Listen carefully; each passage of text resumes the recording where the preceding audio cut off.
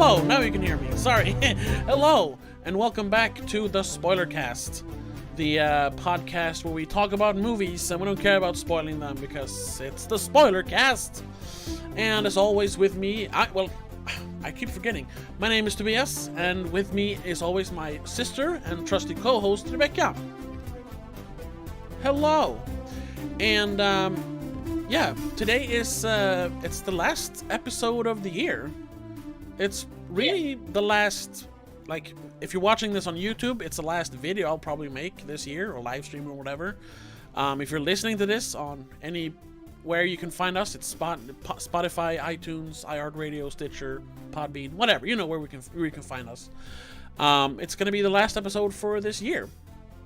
Since it is Christmas, or Christmas time, we're talking about another Christmas movie, like we've done all December.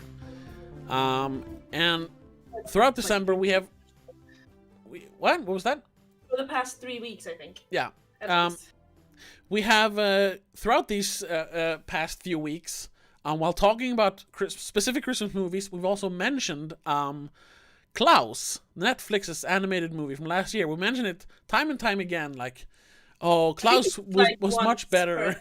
Yeah. So we decided, or you decided, since it was your time to decide, that why not just talk about Klaus? And I was like, yeah, why not? It's a great movie. So that's what we're doing. We're going to talk about Klaus, the Netflix animated, Academy Award nominated animated movie. I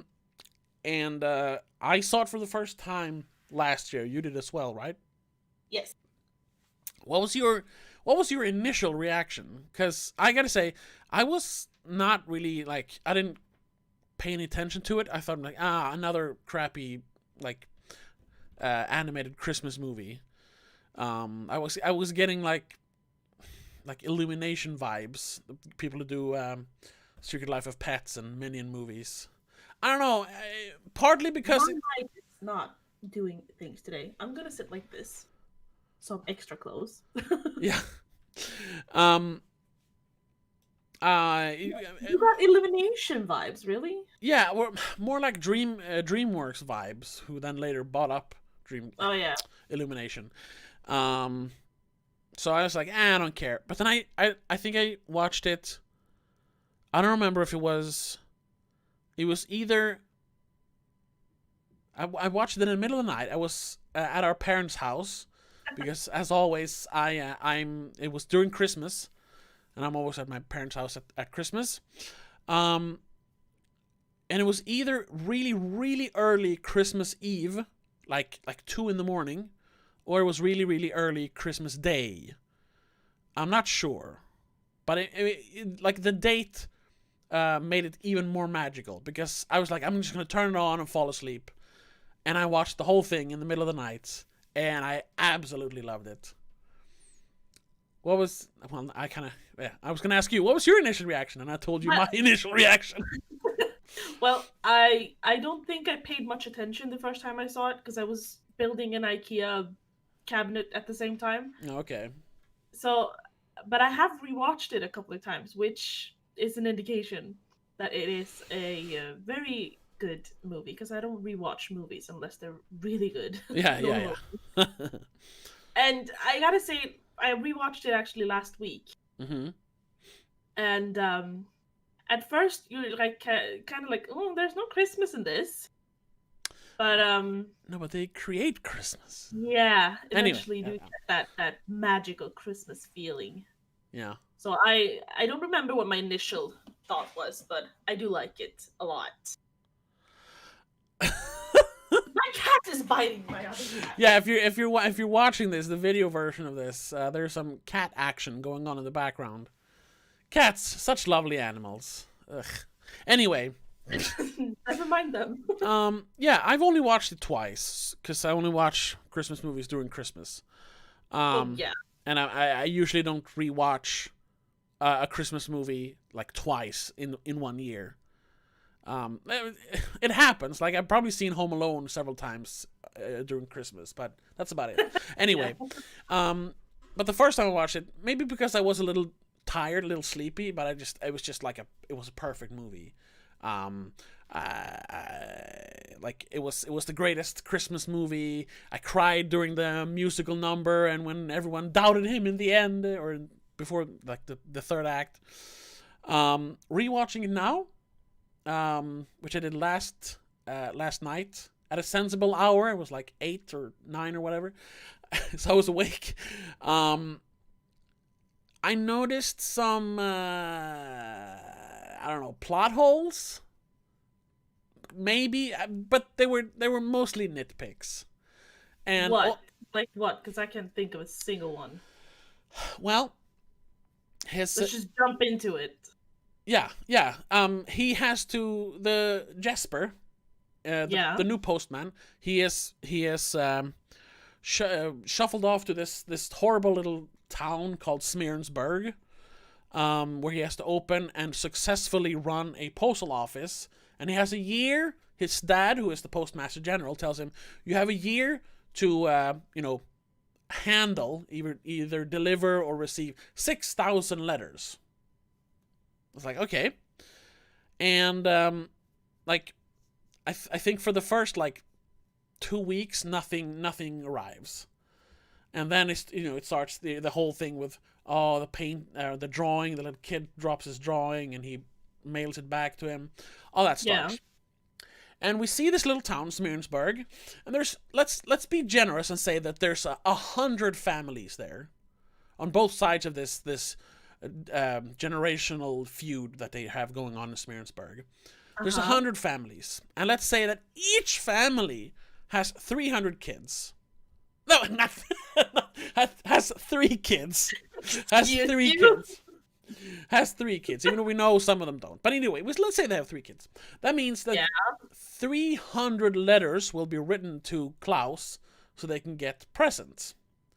But when they're closing in on the first big milestone they get to is 4,000 letters. There's 300 kids and the grown-ups are not writing letters. Who wrote all the letters? Because the kids are only getting 1 present. No. In the beginning, kids are writing more letters because it's not Christmas in the beginning. It's just if you send a letter, you get a present.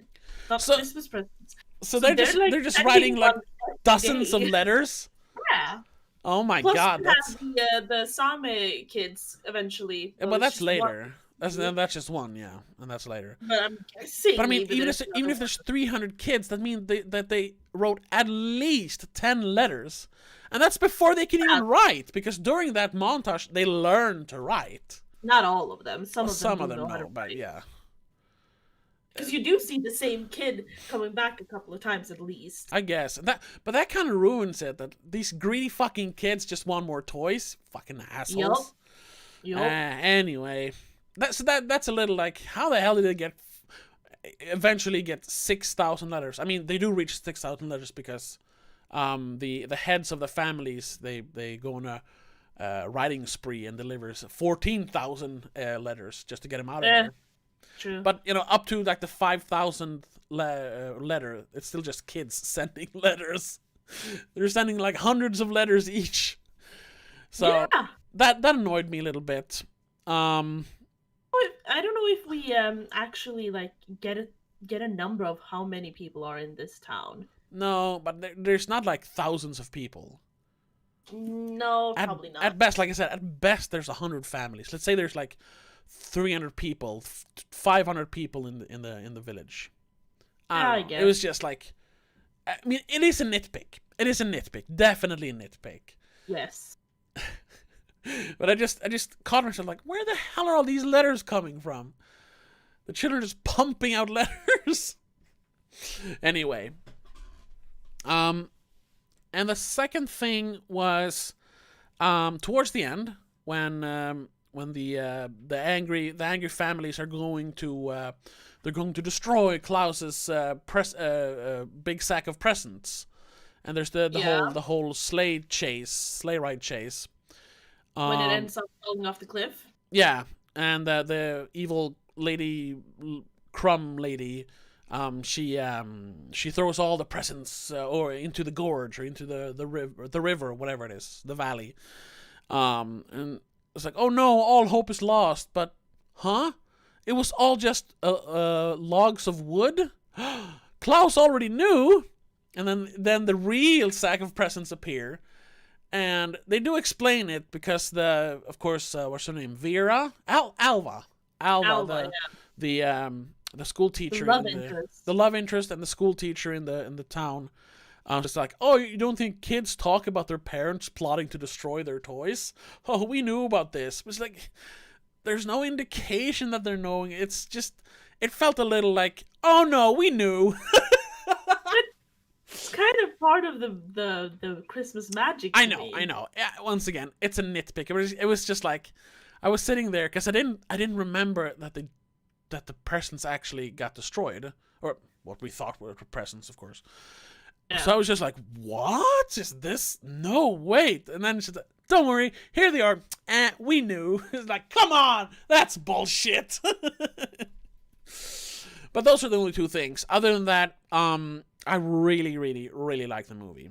And especially the voice acting. Because the first time I watched it, I didn't look up any voice actors because it was the middle of the night, so I didn't care. But looking at it now, it's what's his name? Jason Schwartzman. From all the what's his name? Wes Anderson movies. Oh yeah. And there's J.K. Simmons as Klaus, and Rashida Jones as Alva, and Joan Cusack is Mrs. Crumb. Good, because I was wondering, where do I know this voice from? All this time, I could have just looked it up. I don't know why I didn't while I was watching it. Because I looked the three main cast up, but I didn't look up Mrs. Crumb. But either way, you can't really tell it's them unless you look it up and, like, really listen. I had no clue. I hadn't looked it up until now. I had no clue. And it's weird because it's not like they're, like masking their voices or anything. It just doesn't sound like them. I guess it's because they're kind of playing against type, at least Jason Schwartzman, because he's always kind of like a half douchey kind of asshole kind of character, but kind of nice anyway. Jack is kind of half douchey. He sort of is here, yeah, but he becomes like a genuine good guy towards the end.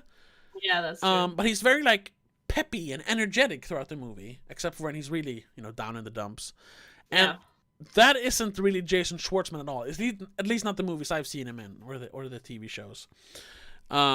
So at first, when I was watching it yesterday, I was like, "Is that Jack Quaid?" But it was kind of before he became big, I suppose. He became big this year with The Boys and Star Trek Lower Decks. Yeah. But I mean, this could have been him in like a role before he got big, because it sounds a lot more like, I don't know have you watched The Boys or Lower Decks? No, not yet. But you know who Jack Quaid is? Yes. Oh, okay. Have you seen him? I mean, I've watched the trailers. And stuff. Oh, okay. But then I looked around. Oh, it's Jason Schwartzman. All right. And then when I read that it was Rashida Jones, I was like, yeah, I can hear that, but not really. And then J.K. Simmons as Klaus, I had no idea. He doesn't speak much in the movie, so that's part of it. But it doesn't sound like him at all. He's so like I don't know how to say it. Like it's very downplayed, the whole performance, which I liked, and I kind of like that about when actors do voiceovers, because they can kind of be not themselves. They can actually really become the character. Sure. Yeah. One really good example of that is a terrible movie called Sing, which came out a few years ago. Yeah. It's terrible. Yes, exactly. I haven't even watched the whole thing. I've only watched clips because Matthew McConaughey, who plays like the Simon Cowell kind of, I think he's like a talent director, some sort of agent character. He just, I don't know, he doesn't really change his voice much, but it's just like, oh man, he's great in that role as a whatever animal, I don't even remember. I think he's a koala, I'm not sure. Something like that, I don't remember. It's a perfect example of like a movie where or that just like the actors can really act out when they're not having to show their faces. So even in terrible movies like Sing, Matthew McConaughey can shine. But also because it's McConaughey. We're almost like 10 years into his reconnaissance, so at this point, like, we're expecting him to do well. Yeah. um. Where was I going with this? I don't know. I'm not sure. Well, that you liked the fact that you couldn't tell Yeah, I who the was. actors were. Yeah, I guess. What? I never even thought about it. I was like, okay, it's just random voice actors, I guess. Yeah, yeah. I didn't really think of it until I like caught myself thinking, is that Jack Quaid doing Jasper? And then I looked it up. That's why. I mean, most kids are just more or Random. less random Yeah. people. Yeah. But there's a lot of kids, though, to just make sure that there is different voices for each child. Oh, that's good. Yeah. I mean, there's like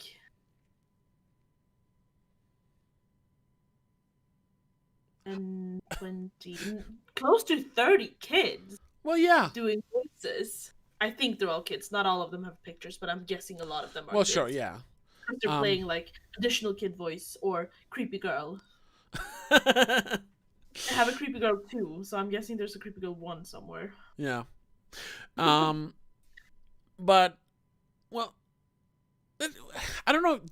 I mean, I guess you did answer it, but like, you like the movie, right? Yeah, I liked Yeah. it. But what is it you like about it? Because I want to get into the reviews that it got, because it didn't get as good reviews as I thought it did. I think because in 2019, what else was released that was a Christmas movie that year? Or like any recent year. I don't think there was a lot of animated, specifically animated, not Hallmark movies. They do not count. No, they don't count, because they're like 10 every year. Who cares? Yeah, they're all the same. So I'm meaning like specific Christmas movies. You haven't had a new release of a great actual Christmas movie that isn't a Hallmark or the Princess Switch or something. Yeah. Because most of them been Hallmark. Yeah. So when this came out, I kind of, first of all, I think you recommended it, even though you hadn't seen it. You were like, we should watch this. Yeah. Like, yeah, sure, we should watch it. Yeah. And I think I watched it. I was home alone that night, and it was dark, and it was maybe not snow outside, but all the atmosphere was right. Probably not snow. No, probably not snow. Because we're in Sweden. Yeah. Even though we're in Sweden, we don't have snow. But the atmosphere was right, and it was close to Christmas. So I just think it enhanced my Christmas feeling. In a sense. Yeah. Because and I agree. I think the whole thing is magical, absolutely magical, and also that what really helps is, and I wonder if this is like a conscious choice, because this is it's like a new animation studio called Pablo something animation, which is literally, I mean, it's one guy who like started a studio like to make this movie. He worked on like some like Sony movies before, like Smurfs something. But then he spent the writer and director, right? Yeah, exactly. Sergio Pablo, right. And he spent like I think. Well, I read the trivia. It was like 5 years to make the movie happen. I mean, from starting to write it, and then he was like shopping it around the script. He was shopping it around in 2017, and nobody wanted to buy it. It's like, what? Actually, it started in 2015, and Netflix acquired it in 2017. All right, they bought it in 2017, right? Yeah. So from 2015 to actually getting it released in 2019, that's rough. People called it too risky. Yeah, that's what I was gonna get to. Like, people call it too risky. And what about it is risky? What is risky? Is it because it's like a 2D animation? Because I'm thinking because I'm looking at the trivias here, and he didn't want to do it. He wanted to do it in a traditional way. Yeah. Not do the computer generation. Yeah, not make it 3D like Pixar or Illumination. So maybe that's why people called it risky, because he wanted to do it in another. Yeah, because I think they even like drew it like traditionally. I mean, of course, computer was involved. But animation. Yeah. And they used CGI lighting techniques. Yeah. To create a unique animation style. and that was too risky for people, which is insane because the movie looks amazing, and yeah, Yeah. that's what's so cool, that they used 3D lighting to enhance 2D animation. It looks so goddamn good, especially It's gorgeous. yeah, and I think we're both watching. I think it's only out in like regular HD, but the lighting especially looks amazing, and it really helps, to get the Christmas feeling when it's all dark and snowy and you see like little lights everywhere. Oh yeah. Yeah, and it's kind of interesting because while not as traditional, but kind of trying to make it sort of traditional, Sony released Into the Spider-Verse the same year, which is supposed to be 2D animation, but it's actually computer generated. But it's supposed to look like 2D animation. Oh, So right. it was kind of a thing. That movie's good too. I couldn't finish it because No, me neither. my brain couldn't follow along, but I liked it. It was just like I got physically exhausted by watching it. But Yeah, that one's a bit much. it's a little much. But Klaus, then back to Klaus, really really good. And Really good. and I want think it's attested though, because it's the first Netflix animated film to be nominated for an Academy Award. Yeah. That's pretty remarkable. yeah.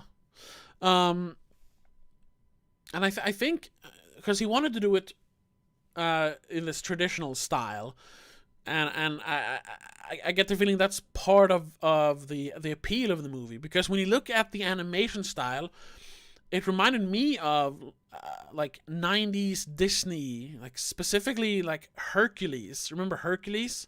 With the Yeah. like, everyone has kind of long, like spindly fingers, especially the creepy characters. Kind of remind you of the three sisters. Yeah. In Hercules, but also Yeah, and how the shapes and the angles are yeah, they're very extra, very sharp. Unless you're supposed to be soft, then they're very soft. But which is the a point. visual they Yeah. used a lot. Yeah. Like Klaus is very rounded and looks soft almost, while the families who hate each other, everything around them is very angular and sharp Yeah, to make them look more scary or less friendly, I guess. yeah. But then it also kind of reminded me of once again mentioning DreamWorks. It kind of reminded me of the style they used in the late '90s. Prince of Egypt. Someone at my Noise. door. Hold on. Damn it. Okay. Pause.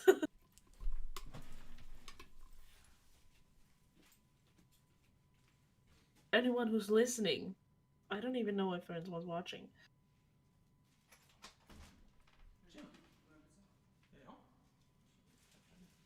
He's getting a delivery.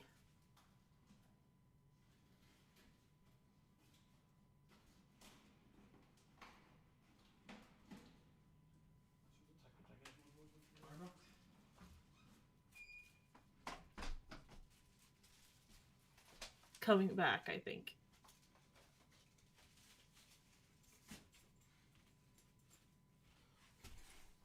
Well, Sorry. hello there again. Sorry. Oh no. Was it a delivery?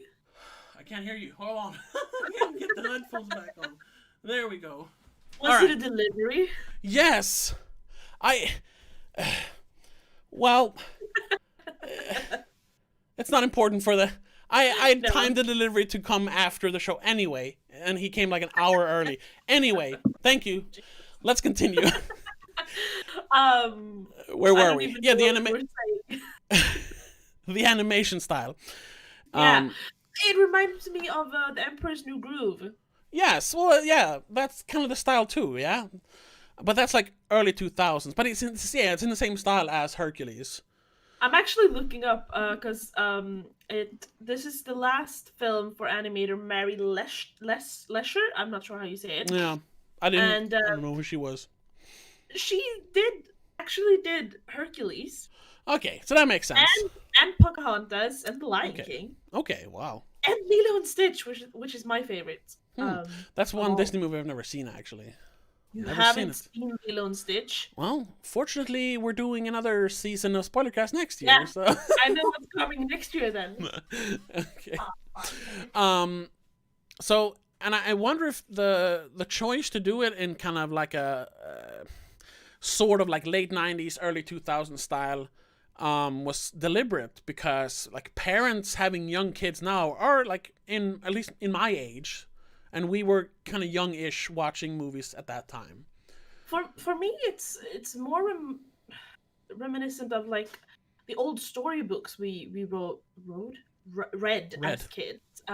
We didn't write them. No. If they had any like pictures or anything, it felt like it was that kind of style. Okay. So maybe it's pulling it back to our generation in that style as well. I'm not sure, but that's what it reminds me of the like, at least the covers of the old books we used to read when we were kids. Yeah. Yeah, and that's kind of the whole thing with like I said, with 2D animation, also like bringing back memories, which doesn't work for kids now, because they're too young. That's kind of sad to think of. I mean, and I don't know if it makes me feel old or if the world is just terrible. Like, some kids don't know what 2D animation is. I mean, of course, they've probably read like comics or seen it in books, but like watching a 2D animated movie, some kids probably don't know what that is or haven't seen it. Some kids today don't know what a landline is. Yeah, I know. So let's just not think about that, because we'll just feel ancient. And I'm not even that old. Well, I'm 26. Come on. Yeah. Speaking of feeling old and Hercules, do you remember, like, this was a few years ago, and we were talking about something, I don't know what it was, and me or you brought up, oh, remember the time we saw Hercules in the cinema? Like, yeah. I was like, when was that? And we started counting. It's like, oh, that was 18 years ago. Like, oh. I don't even remember this. No, you were Hercules in the cinema? Yes, I mean, you were very young, so you probably don't remember. You were like 2, because it came out in '96. Yeah. So, but I know we brought you along because we got free tickets to like a sneak preview. You couldn't leave me at home, probably. So. Yeah, exactly. But I could remember it. Yeah, because I was 96, so it was in the summer, so I was 6 years old. So this must have been when I was 24. So you were 20. So yeah, I guess you could barely. But for me, it was like, oh, that was 18 years ago.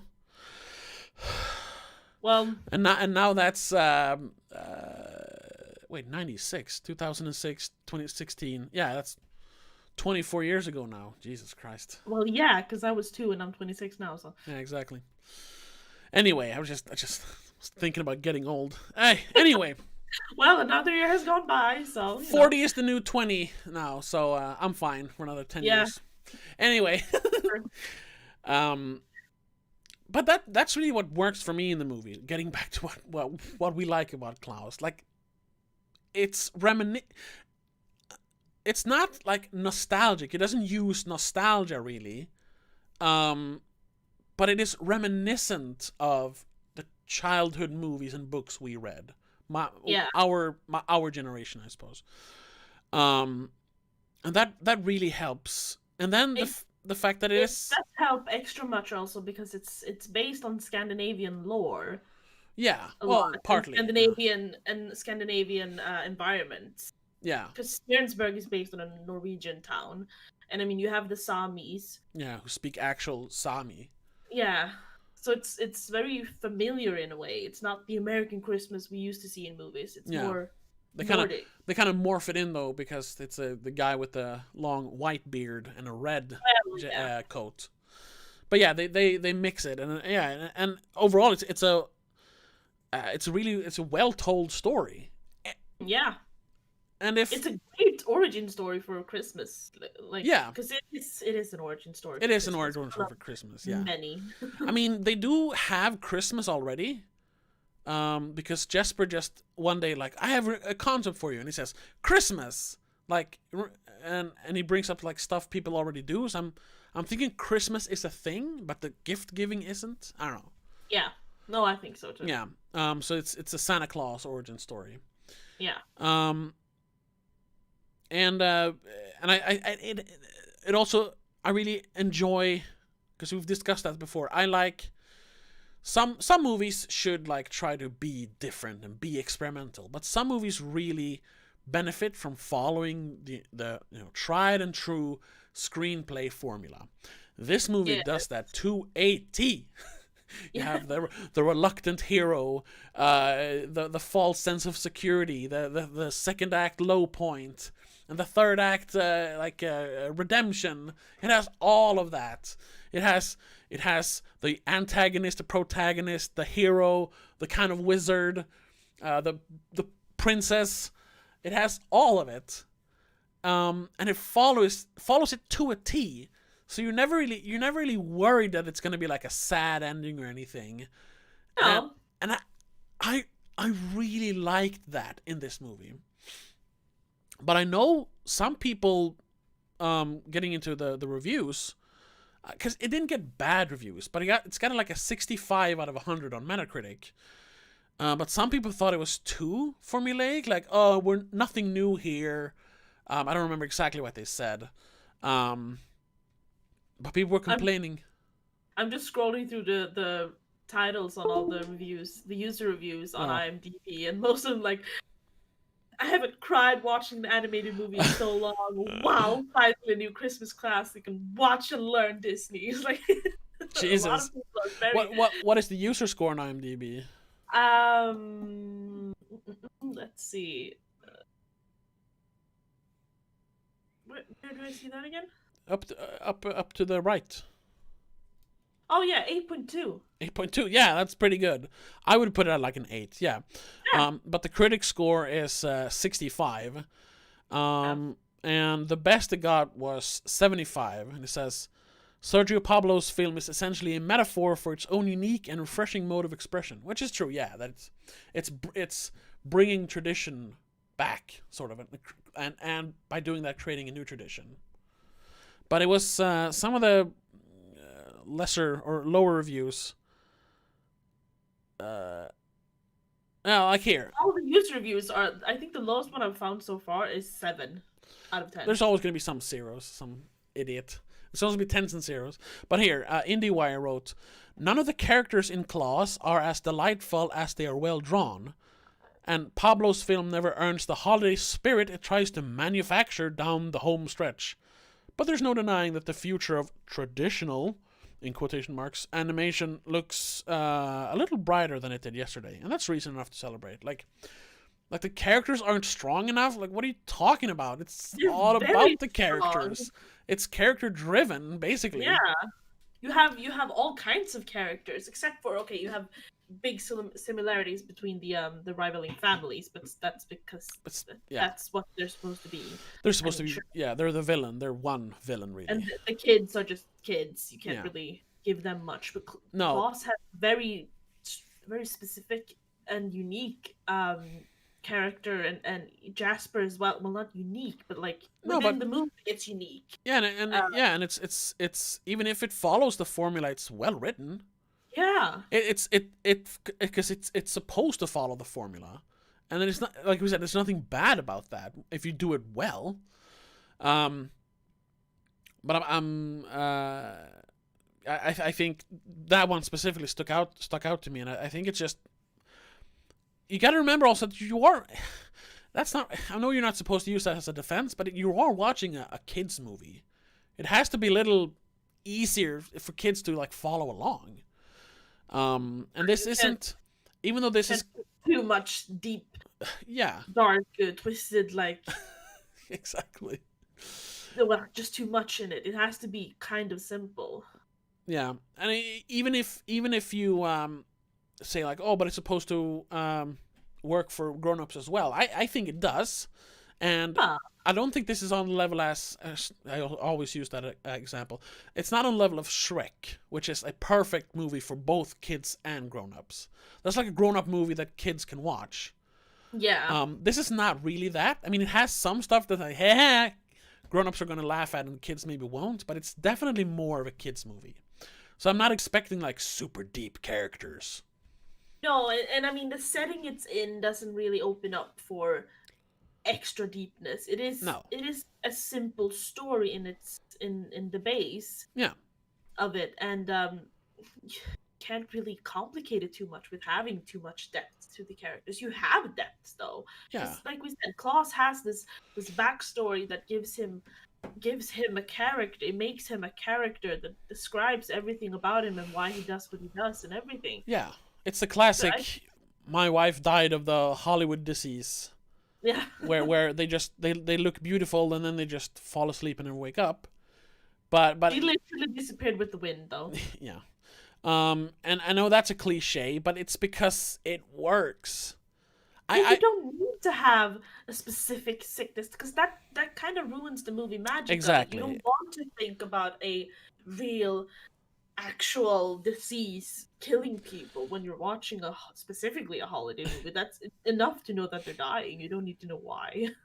I wanted to find I wanted to look for some article to see if I could find Klaus and the problematic sexism of the dead wife or something, because it's a typical thing where the wife is literally just a concept in the movie. Like, the female character is just a concept. Oh, she's there to make him sad, and she only exists. He only exists to remember her. There are people that write those kind of articles, and I read so many of them because of what I do on YouTube and that, and on Twitter and stuff. So my brain, when he started talking about his dead wife and how he didn't want to make more toys when she died. Oh yeah, he couldn't be happy without her. It's like, in my head, I started writing an article like that. He places so much responsibility on the wife. She has to carry him along, blah blah blah. I didn't find an article like that, but it could have easily been written. Just that kind of article or thought in general. Have you lost a loved one? No, but it's a trope in movies. We kill the female characters so the male characters can feel sad.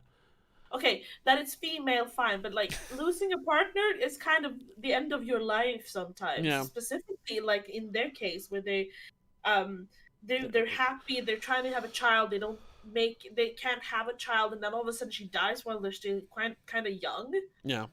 I mean, it's not like they're 85 when she dies. They're in their 40s, yeah. Yeah, of course. Yeah, and listen, we're literally straw manning here because, like I said, I didn't find an article like that. Nobody wrote that, but I could just hear it in my head. So we don't have to defend the movie because nobody wrote it. Good. But then you could also just switch it, what if Mrs. Klaus lived and it was him who died, and it'd be she only then it would be that she's hung up on him, and a guy was a strong female. Yeah, a man was the only reason for her to live or whatever. So it's easy. Well, this is also, he's supposed to be like Santa Claus, so he kind of has to have this jolly family kind of persona. Yeah. Because Santa Claus is a jolly family guy in most stories nowadays. So yeah, makes sense that they portray him like that. That family is a lot to him and means a lot to him. That's why he wants to make kids happy. Like I said, yeah. The articles doesn't exist. It was just something I heard in my head while watching. Oh no, what if this exists? Wouldn't surprise me. There's probably somewhere you didn't find it. Yeah, but anyway. But I have to check. There's, I think, another movie that came out in 2019 that is also a Netflix Christmas movie, completely different style, but it's part of why this is one of the few Christmas movies that has been released lately that I actually enjoyed. I'm just trying to what's it? I think it's called Let It Snow. Yeah, that came out in 2019 as well, which is a horrible Christmas movie. Well, not horrible, but it's just poorly made. Which one? Let It Snow. It's also a Netflix movie. It's sort of an ensemble movie, which Which one is it? I don't remember that one. No, I don't think you've seen it. I don't recommend it all either. No, I probably didn't see it, but I mean, I don't remember the It name. it has a few sort of known actors. What it's about? What is it about? It's about a bunch of kids wanting to have a Christmas party. That's it. That's the story. Okay, no, I don't know what that is. It's really just and that came out the same year as Klaus. So when you have No, so it got kind of pushed or aside. like yeah, you're gonna watch the animated kids movie more than the teen movie because the teen movie was just a weird kind of wannabe teen version of a Hallmark movie. So I just have to mention it because it came out the same year. yeah, but let's move on to like a third thing that kind of was a little, I don't know, weird for me, and let's see how you interpret About it. Klaus? Yeah, about Klaus. The end, or the when Klaus disappears. Did he die? I think so. But in the very end, Jasper says, "Once a year, I get to meet my friend again." So does he come? Does he come back like a ghost, or is it like a Davy Jones, like once every 10 years he can step on land or thing, or? I think it's more the feeling, kind of the spirit of Klaus that comes back. Yeah, that would make more sense. But then the real Santa does exist. He's not a ghost. I know in some countries, especially America, you're not supposed to see him delivering the Christmas presents. But here he in every movie. yeah, and he's in every movie. And here in the Nordic countries, he actually like on Christmas Eve he knocks on the door and delivers the presents to you. You meet him. You talk to him. He's not. He's like a physical being still. So He's I was magical being. yeah, magical, sure. So I was a little perplexed, like what was going on in the end, because it's really sweet that he says I'm coming now, and he like becomes the wind. So like, oh, he died because he was old, like his wife did. Yeah, but then it was just like, oh, that's so nice. It's so like that's so beautiful. But it's like, wait, so Santa Claus is dead? Is he a zombie? I think that's part of it because he's not Santa Claus. He's just Claus. So Santa Claus is more of an idea than an actual person. Yeah, I think so. I don't like that. Well, in this scenario, this movie, I know. Santa Claus isn't the thing. It's Christmas spirit in the way that Jasper gets Christmas spirit, that he becomes a decent human, nice person, and he discovers the Christmas spirit. Yeah. I think that's more it. And Klaus is just a guide for Jasper. Yeah, and then Santa Claus. When Jasper's done, when he's fully fledged, learned, and you're a decent person now, I can leave you to it. Bye bye. Yeah, that makes sense. That's probably what it is. I was just a little like, how are kids gonna interpret this? Like Santa died, or? I think they just see it as him vanishing magically, but then when Jasper says I'll get to see my friend once a year, they're like, oh, okay, so he comes back. Yeah, that makes sense. You only see Santa once a year anyway, so that's true. But that's oh, can't forget we talked a little bit about the actors. There is one voice that you definitely recognize. Maybe you don't, but if you're like a stand-up fan, or the boat captain is voiced by Norm Macdonald, and he does not mask his voice. It's just Norm Macdonald. And that was that one I even recognized the first time I watched it. I was like, hey, that's Norm Macdonald. And that is a lot of fun because he's one of my favorite comedians of all time. I don't know if you've seen some of his stuff. Well, my mic cut out. Yeah. I've seen him in movies. Yeah, I don't think I've seen any like stand-up, but I've seen him in movies. Yeah, he's been in a bunch of like Adam Sandler movies and other movies. Yeah. Well. He made one movie where he is like the star in '98 called Dirty Work. That's a great movie. You should definitely check that one out. It's directed by, written, I think, and directed by Bob Saget. I don't know, for some reason. Yeah. Okay. Um, it's a one of the best comedies I've ever seen. It's like an Adam Sandler movie, but good. Ooh. Yeah. Anyway, so that one I really enjoyed. That Norm Macdonald when it was in the movie. That's probably because they gave Norm Macdonald had a talk show for one season on Netflix. So he was kind of like under a Netflix contract. So they were like, "Hey, well, let's just put you in the movie because now you have to because you're under contract." He was like, "I'll do it. I don't know."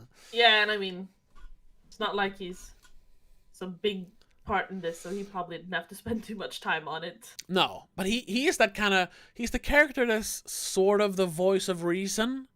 Yeah. Like he spells it out a little bit, how you should actually feel, especially in the end there when Jesper is about to go home with his father, and when they step on the boat, it's like, I've never seen someone being more sad leaving than when they arrive, and it's like, but I'm sure that won't fester and become a source of resentment in the years to come. It's so good. But he's an interesting character because he kind of sticks out compared to everyone else as well. Yeah. Because he doesn't fit in. I mean, he doesn't live there, so no, he just hangs around. Yeah. And that's perfect because it's Norm Macdonald, because he's just hanging around. That's what he's done for the last 15 years. So yeah. All in all, really, really enjoy Klaus. And you as well, I suppose. Yes. What? Like we said, it got a 65 on Metacritic. What would you rate it? I would rate it a solid 8. Yeah, at least. Yeah. I don't get it. I thought everyone loved it. It's hard to give anything a 10. Yes. Or even a 9 sometimes, but I can't really find anything I don't like about this movie. So, well, yeah, strong 10. And bonus 10? points for this. No, sorry, 8. Strong 8. And bonus points for the Sami people, because I think they're adorable and so great. That little girl. Them speak English, which would have been so weird. Yeah. I love that they made him speak actual Sami and used real Sami people to actually voice them as well, like not people just learning the language for specific words. Yeah, that little Sami girl, she's so cute. When she's so adorable. She calls him, I don't know, I don't speak Sami, but it's sort of like a mixture of Norwegian and Swedish and their own thing. Yeah. So she calls him like the Pustelmännen. Yeah.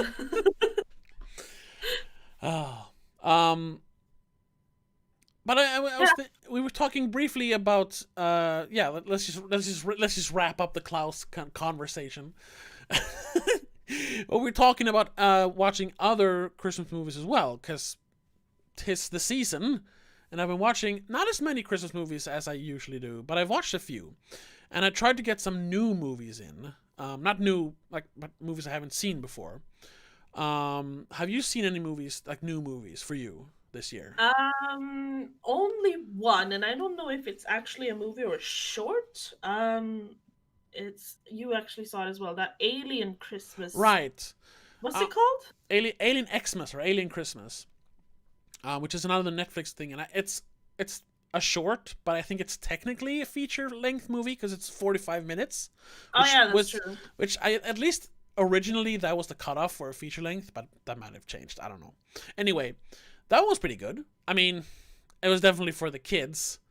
Oh yeah, but it was kind of fun though. It was fun, and it was fun to see once again, traditionally animated stop motion movie, because I thought it was going to be like the Lego movie, like it's CGI, but it looks like stop motion. No, this is stop motion, and it's made by the Chiodos brothers, who have done a lot of work on like Gremlins and Critters, like old monster movies. That was a lot of fun, because it had that kind of weird style, even though it was very child friendly. It definitely had a like weird style to it. Yeah, with weirdness. The kleptomaniac aliens wanting to steal everything on the planet Earth with the anti-gravity gun.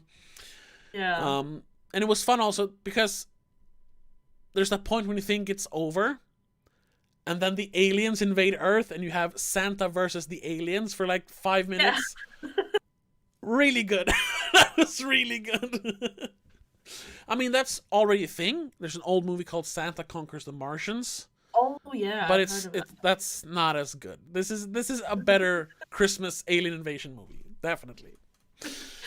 Actually, Um, I've seen one more new Christmas movie. I just realized I oh, saw we both saw another. Christmas Chronicles too, so I guess Oh yeah, that's true. But we've talked about that one. yeah, But I saw the another Netflix because I unfortunately Netflix is the main provider of movies for me. yeah. Well, this year But for everyone mostly. yeah, I saw Christmas Drop. I think it's called. Oh yeah, Operation Christmas Drop. You talked about Yeah, that yeah, one. Or we yeah. talked about it off Yeah, air. off camera, yeah. With Alexander Ludwig and what's her name? Cat Graham. I, It was I, actually kind of good for sort of being uh, almost a Hallmark Christmas movie. no. It had enough of a difference than all of them classic standard boy meet girl Okay, Christmas yeah, movies because to be a bit more interesting. he's like a soldier or something. Yeah, he's a pilot, Air Force pilot of some Yeah. sort, and she works for like a congresswoman and she needs to cut down on Air Force bases. Oh. So And then they get Erica, stranded on an island. no. Oh, Erica okay. gets sent to the base on the island of Oh, okay. yeah, I don't remember what the island is, Hawaii or something. I don't know, Yeah. one of those tropical islands. I don't remember which one. And she's there to review basically them and And it's over the write a report Christmas to holiday. more or less prove that they can close it down. Ah. But then it becomes that, But we need to keep it open. yeah, because that specific base does a Christmas drop every year Yeah. where they make sure that remote islands and Oh, people okay. get need things they need, food and stuff. Okay. Well, that's a pretty good Christmas spirit story. Yeah, that's the Yeah, thing. It that's has pretty that good. Christmas spirit. You have his nickname is Klaus, Yeah. but Okay. as in Klaus, as in what you have on your A animal car. clause. Yeah, a Oh, claw. okay. I thought you meant like in a contract. The No, CLAUSE. a claw, as in a sharp Oh, claw. okay. Sandy Claus, but he doesn't have claws. He's got Yeah, that hands. kind Ah, of, okay, but okay. it's funny because when you say Klaus, you kind of Yeah. think, oh, because you like Christmas. It's like no, I Oh. have I have a claw kind of thing. Well, I watched you. Well, we mentioned last week. We mentioned when we were talking about Jingle Jangle. We mentioned El Camino Christmas. It was Yeah, done did by you the watch same it? guy, David Talbert or whatever his name was. Yeah. Yeah, Okay. I saw it with our dad. Oh yeah. And I think we both kind of thought it was, with a pretty good ending. But overall, it's like it was a mess of a movie. That's one that could have been rewritten and been much better. Cause I don't remember all of it because I saw it a few years ago, I think. yeah. It's a mess, and it doesn't make sense why everyone ends up there and like they're all connected somehow. It's ridiculous. It doesn't work. Yeah. But then in the end, it's like, you know what? It's pretty sweet. Okay. It has a nice sort of ending. Yeah. And then I watched an oldie. I watched White Christmas with Bing Crosby and Danny Kaye. Ooh. And what's her name? Margaret Clooney, which I think is like a relative of George Clooney. Anyway, and that's like an old Christmas classic, the kind of 50s, musical. Yeah. And it was fine. It wasn't like anything gut wrenching or emotional. Really, it was beautiful movie. It was filmed in VistaVision, which was basically not really, but it was like IMAX before IMAX, like a really wide film stock.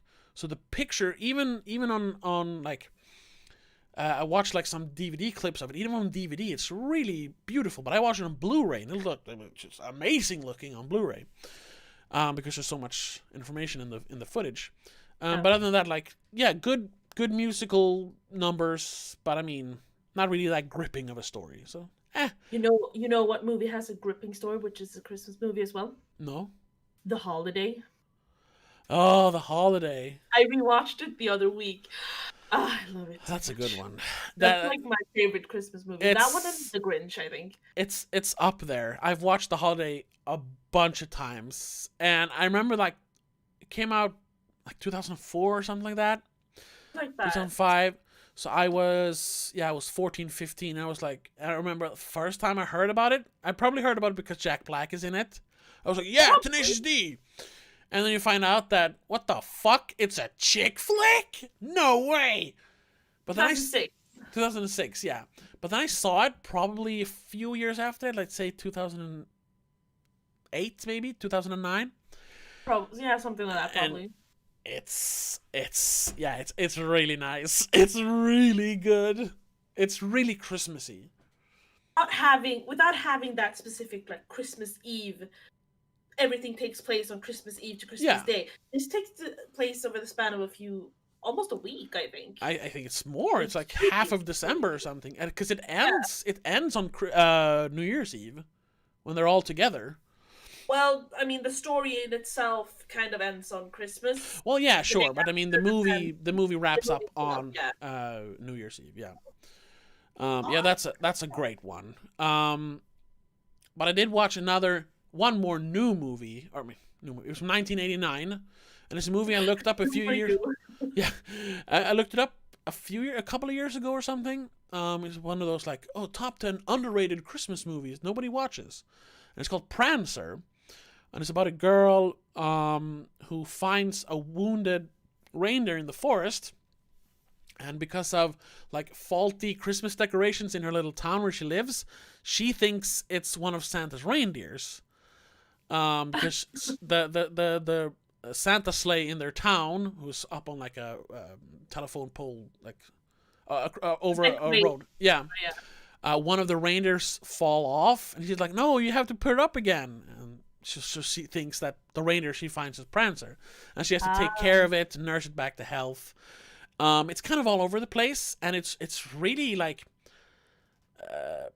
not dark, but very like very serious in the beginning, because the once again you have a single father. The mother have died maybe like 1 or 2 years ago. They're living on an apple farm, and they're struggling. So he might even have to like send her away to their aunt because he can't provide for her anymore. And he's always angry because he hasn't really gotten over his wife yet and their mother. So the dad is always angry, especially with her, because she's kind of like she's a kid. She's all over the place. You know, she today she would have been prescribed ADHD medicine, but back then she was ah. just she's a wild kid. Yeah, Um, he doesn't have time to sit down, relax, and kind of reflect on what has happened to his wife. He's just exactly, and busy taking care of the kid. yeah. And for the first hour, I was like, this doesn't really feel like a Christmas movie, other than the fact that there's a reindeer in the movie and she talks about Christmas. She loves Christmas and blah, blah, blah. But then, as it wraps up, it's just, it's, they all, they understand each other, and they tell each other that they love each other and blah, blah, all the Christmas stuff. And then you have a proper like Christmas miracle when they release the reindeer in the end. Spoilers, but whatever. Oh, And that's it was the last 15 minutes. It was just I was gushing tears. It was so beautiful. So that's one I could recommend, but maybe not for everyone, especially because the first hour is very harsh. well. But that's all the new Christmas movies that I've seen. Other than that, it's the regulars: Silent Night, Deadly Night, Home Alone. I haven't seen too many of the regulars yet. Oh, I've okay. only seen the holiday so far, but Elf is coming up Yeah, shortly. I watched Home I Alone. watched Elf. We're probably gonna watch It's a Wonderful Life somewhere around Christmas Eve, because I'm bringing that over to my parents' house, or our parents' house. Um, I'll be watching The Grinch the night before Christmas because I always do. yeah, yeah. The Polar Express. I The, know you. the yeah, but that's Christmas morning. All right. But it's gotta be The Grinch with Jim Carrey because the animated one that came out a couple years ago is horrible. I don't know. Yeah, I'm not a big Don't fan watch. of The Grinch. Oh yeah, I watched the original The Grinch, the short movie. That was pretty good. Oh, but that was good. That was That was good. that I was like that yeah. one. But the Jim Carrey one is my favorite. Yeah, It's mainly because of Jim Carrey, though. he's good. Yeah. But you know what? I think that's it for Christmas movies. Yeah, I think we need to just go watch a Christmas movie. Yeah. So we're gonna wrap it up here. Yeah, we actually did 1 hour for once, like we're supposed to. I think we need to do a little bit of a promo. Of course, yes, because like we said, this is the last episode, the last regular episode of the Spoiler Cast for this year. We'll be back sometime in January when we feel like it. Yeah, we haven't set a date yet. We decide. Usually Thursdays, so yeah, we'll probably stick to Thursdays. Yeah, of course. But if you are a Patreon supporter, you of course, like you always do, you get exclusive videos and podcasts, entire podcasts or uncut podcasts. And this year on Christmas Eve, we will be releasing a sort of podcast episode, but also bit of a video commentary track, and also a drinking game video for the greatest Christmas movie of all time, National Lampoon's Christmas Vacation. Yeah. Because we're gonna sit down at our parents' house, and we are gonna watch Christmas Vacation. And we found a drinking game for the movie, so we're gonna get soused on camera. Yeah. And that's gonna be up. The entire thing is gonna be up on Christmas Eve on Patreon. So if you're not a supporter at this point, be sure to go over there, check out all the exclusive stuff, and watch that on Christmas Eve, or maybe on Christmas Day. You don't want to watch us getting drunk on Christmas Eve. You got better things to do. Well, Christmas Eve for most people is, party night, so... Yeah. But, you don't want to watch other people party, so do that on Christmas Day. But it'll be there on Christmas Eve. And then, of course, to everyone watching this on YouTube, thank you so much for watching. Hit the subscribe button if you haven't. Check out Patreon, you as well, if you haven't already. Look at all the exclusives. Yeah. Thank you to everyone who has listened to us or watched us or however you have digested this stuff. Thank you for this year, and we'll be back next year. But until then, Merry Christmas, and have a good one. Have a good one. Bye.